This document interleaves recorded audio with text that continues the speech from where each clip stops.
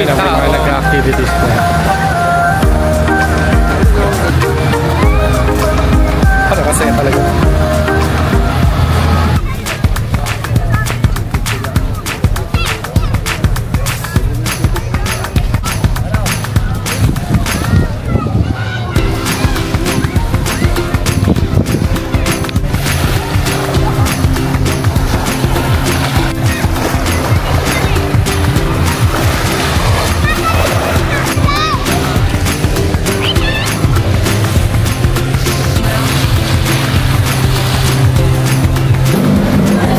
Hi guys, time check, it's 12 in the afternoon and lunchtime na. Nandito kami sa may White Beach Resort Bar and Restaurant. Dito kami magla-lunch. So order kami ng sinigang na hipon at saka liep. Tingnan natin kung anong oras ma-reserve. Kasi kahapon, kagabi pala. Diba? Para isang oras. Pero hindi dito yon, doon sa ibang restaurant. Since marami nakasatalagang tao, check natin ang serving time. Maabot ay isang oras. Dumating na yung sinigang na hipon. Waiting na sa medyo mabilis ha, medyo mabilis ang serving ha. Mabilis. Oh, masarap. Pakahirap pa kasi sa ibang restaurant. Correct. So dito kami kumain. Yeah, White Beach. White Beach Resort, mabilis ang service. White Beach Resort, mabilis ang service. Liempo na lang. Well, iniihaw pa naman. Kasi na dumating na yung Liempo. So medyo... Let's eat.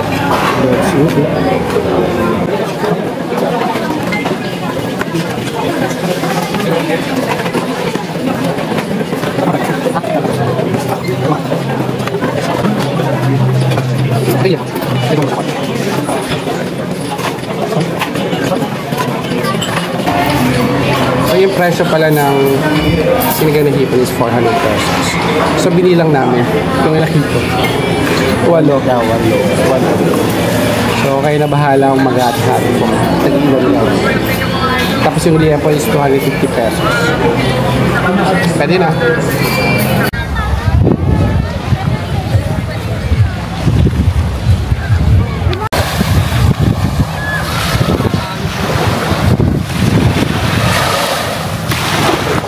Sa wakas, nakabili na kami ng shake. Mango shake. 150 yan.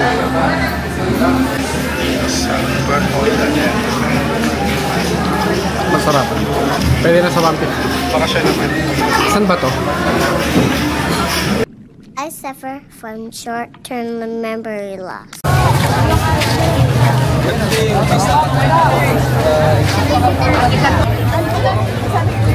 Time check, it's 5:17 p.m. At ang daming tao sa beach.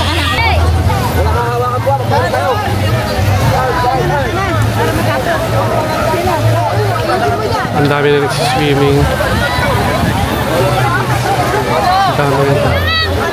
Kaya na may ano doon. Bangka.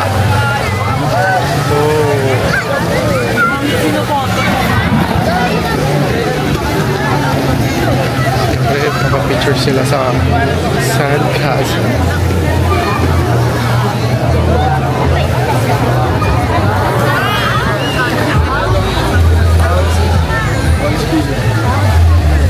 Ang daming tao.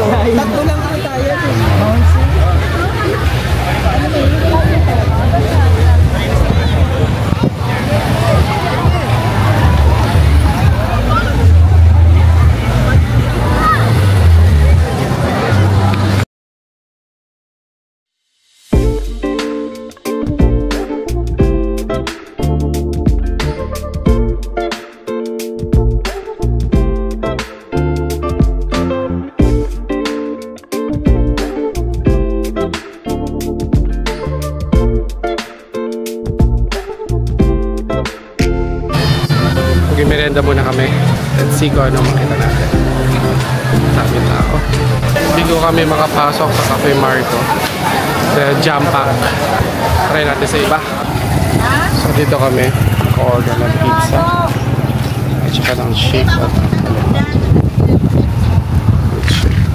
tayo nang galing doon. So nintay namin order namin na pizza. Ay, ito na pala pizza, Lumabang hot. at saka halo-halo. Oh, Oo. yep. Let's see. Let's taste it. Hindi siya nakatsela. Hindi na-cut sa ilalim. So, bali 195 yung pizza. Yung mango shake is 125 din. Dito may gushit banana shake. Ay, banana shake. Sabi mo yan! Bakit tayo dito?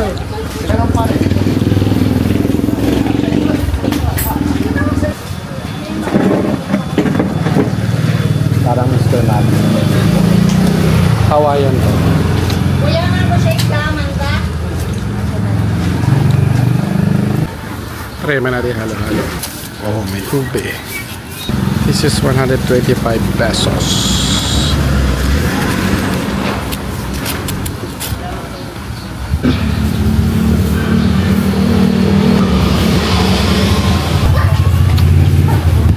Sarap naman. Typical na halo-halo.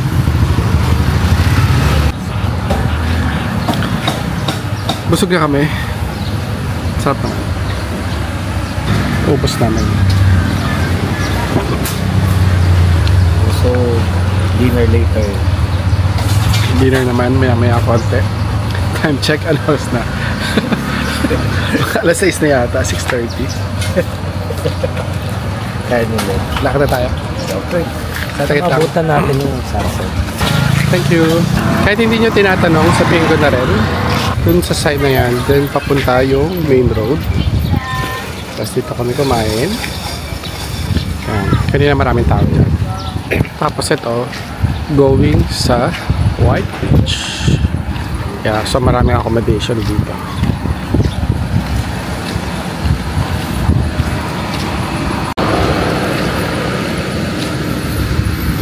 Ayan. May contact number just in case na gusto nyo mag-book dito sa Galera. Ito parang wala na to, no? Wala. Ito pa. Yan.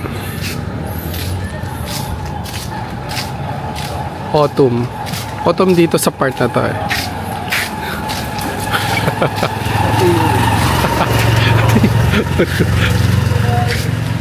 Pwede ah. Yeah, ito, Casa Gem Residences. Yun. Ito mataas. Mataas sa apartment. Casa Gem Residences. Hindi naman to sponsored. For reference nyo.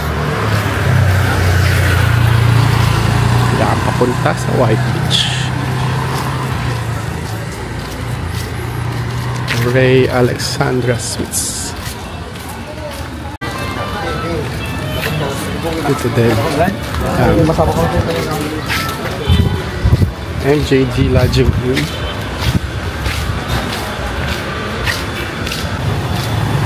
Kasi may mga tricycle dito.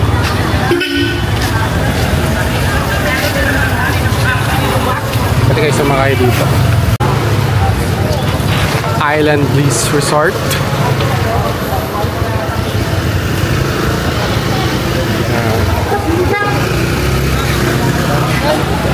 Contact number nila. So dito tayo. Damangyan Grand Hotel. Ito yung magandang hotel dito eh. Pagliko dito, yan, dito na iba.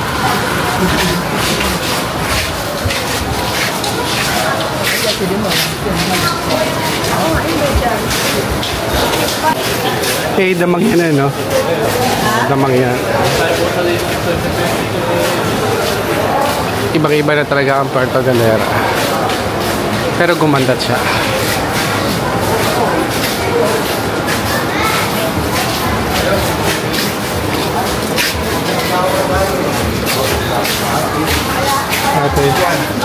Casa Marcos. Oh, wala ng tao. Pwede na. Tapos, yun ay beach.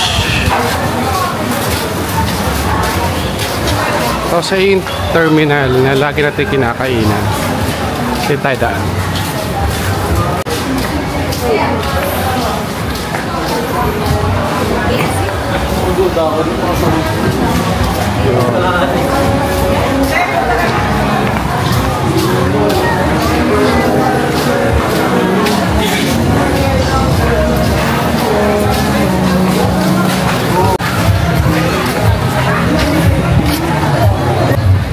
Medyo hindi na namin nabutan ng sunset.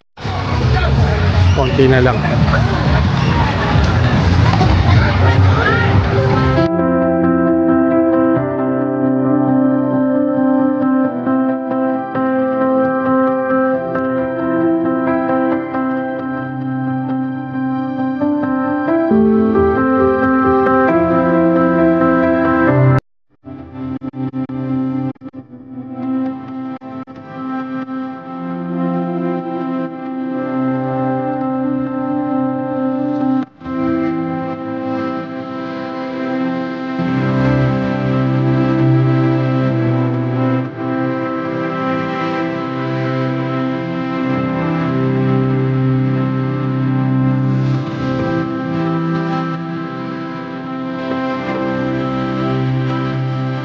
Grabe tao.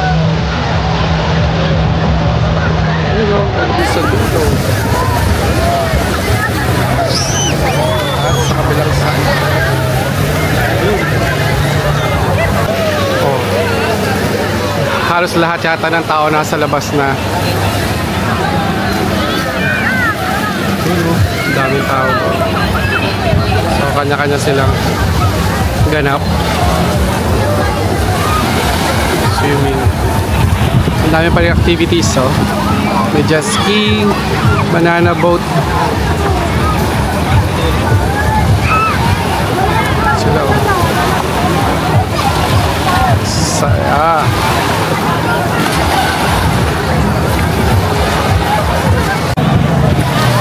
Ang saya pa rin talaga dito sa Galera.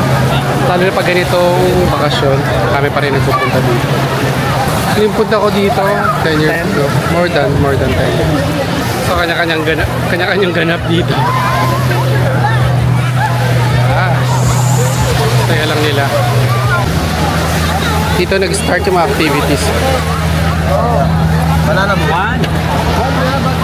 Tapat nitong Bathala. Dito loading tsaka unloading, oh.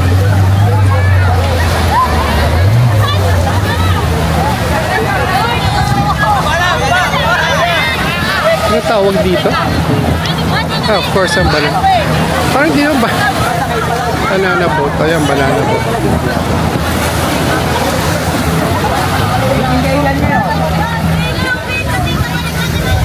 Yan, dami. Yeah, basta dito sa tapat ng Bathala.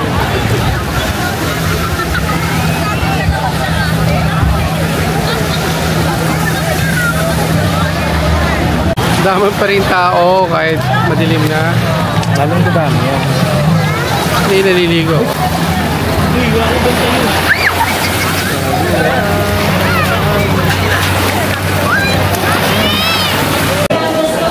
Time check, it's 8 p.m. And dito na lang kami ulit mag-dinner sa White Beach Resort.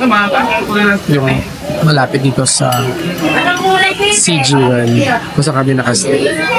Masarap naman kasi food dito. Umorder kami sinigang na baboy naman. Kung kanina tanghali sinigang na hipon. Tsaka chop suey. Hindi umabot yung order natin pansit. So ito yung menu dito sa White Beach Resort. Kaya meron silang breakfast.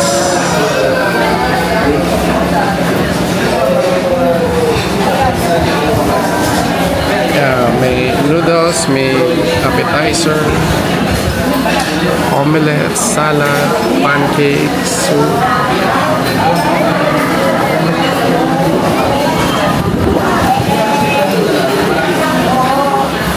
Ito yung food.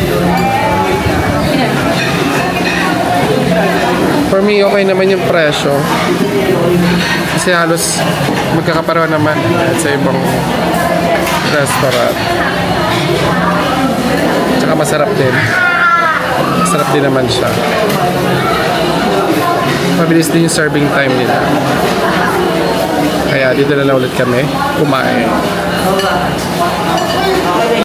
Dumating na order namin. Ito yung sinigang na pork. And chop suey. That's it. Oh, tama. That's it.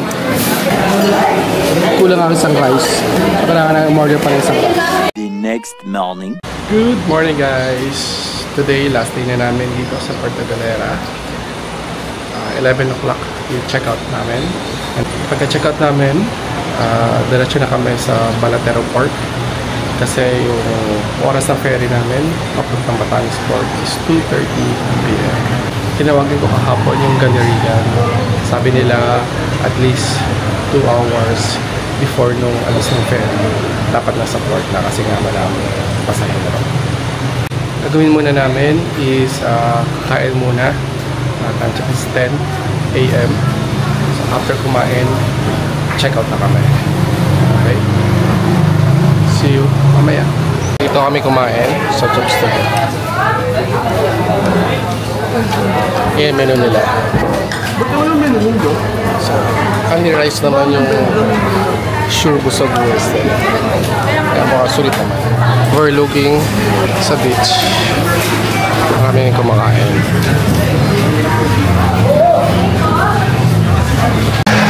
Just in case maubusan kayo ng cash, or namang ATM machine dito malapit sa Choose to Go.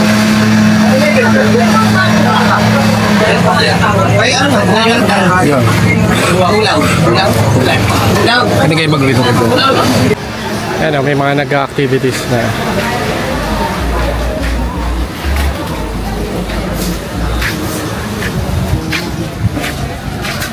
Balik na kami ng hotel kasi mag-check out na kami.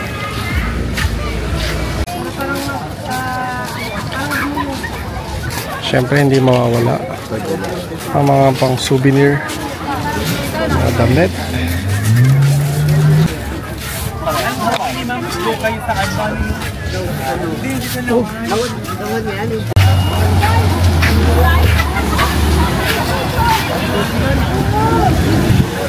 Saturday na, so madami din talaga ulit tao. Para kasaya talaga naman.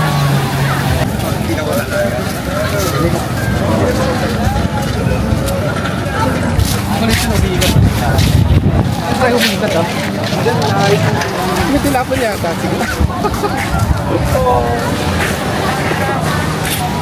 So, mas konti, mas magaan. Madaling ano.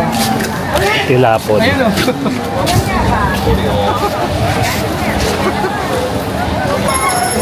Saya lang nila. Ang dami nila.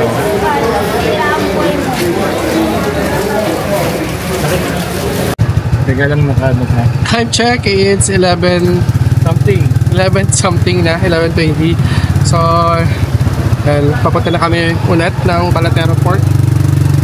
Naka-tricycle lang kami. Kasi lang naman ng means of transportation papunta. Alright, see you later sa port.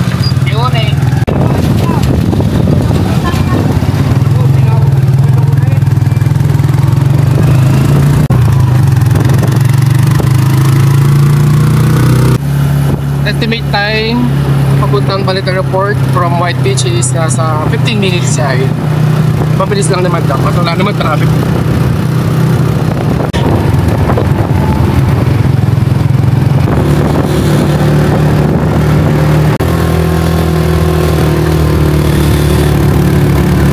Nandito na kami sa office ng Galerian. Sasakyan natin yung ferry papunta ng Batangas Port. Ito din sinakyan natin from Batangas Port papunta dito sa Puerto Galera. Dumating kami dito 11:30. Hindi pa kami na-issue ng ticket. Sabi daw alas 12 pa. Although yung alis ng ferry namin na naka-reserve is 2:30 p.m. Malapit lang naman yung office ng Galerian dito sa port. Siguro mga 5-minute walk lang siya. Nasa port na mismo. So dyan namin kinuha sa Galerian yung ticket. Tapos ito na yung port. Lapit lang. Type check, it's 12:15. Pasok na kami sa loob ng port. Ito yung entrance ng port ng Puerto Galera. Palatero Port. Ito yung entrance ng port. Pasok na kami. May babayaran terminal fee. 10 pesos lang naman. Dito na kami sa loob ng port sa waiting area. Ito yung waiting area sa labas ng port. A few moments later. Dito na kami sa loob ng port. Pinapasok kami sa parang 1:30. Ito yung tsura ng loob. Ito yung entrance. Tapos x-ray machine. Tapos ayan na. Maliit lang naman siya. Time check 1:50. Boarding time na namin. Ito pa yung loob ng boarding area.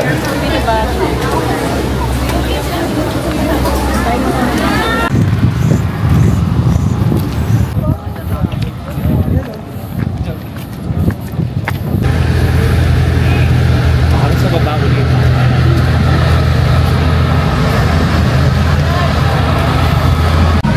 Yes, dito na tayo sa loob ng ferry. Mas okay ito. Dito kasi may pintana. Meron din sa baba. May window naman balas to. Time check 2:45. Hopefully 3:45 na sa Batangas Port na tayo. So ngayon may view naman tayong makikita. See you again, Puerto Galera.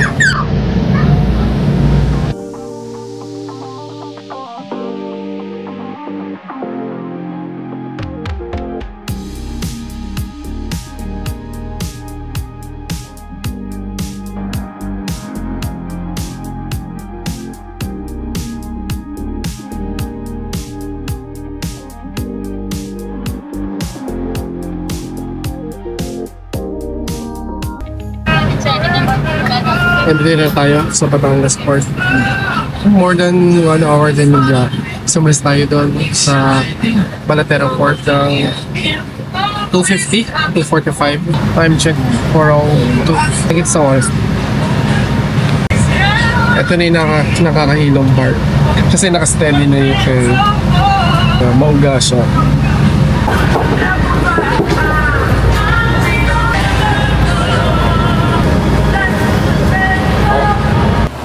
Palabas tayo ng port. Hanap tayo ng bus.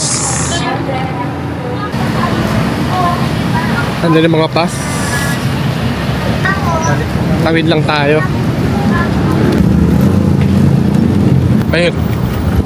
May Cubao. May PITX.